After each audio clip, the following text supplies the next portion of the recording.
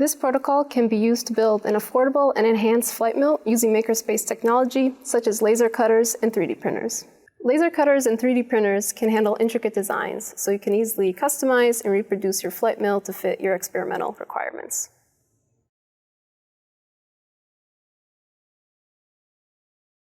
To construct the acrylic supports in a makerspace, open an appropriate vector graphics editor and create file lines in RGB mode with a line stroke of 0.0001 point, at which the RGB red cuts lines and the RGB blue etches lines.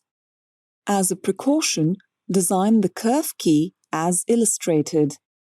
Follow the makerspace guidelines on powering up, using and maintaining the laser cutter. In the laser software, select plastic for the material and acrylic for the material type.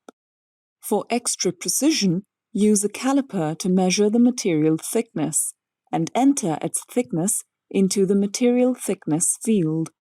Place the material in the printer cavity and cut the curve key. Use the curve key to determine the curve width. Then account for curve for all of the slit and hole measurements in the acrylic support design as needed, before laser cutting the acrylic supports.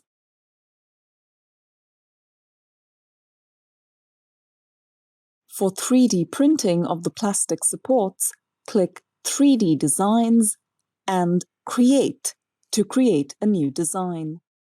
To replicate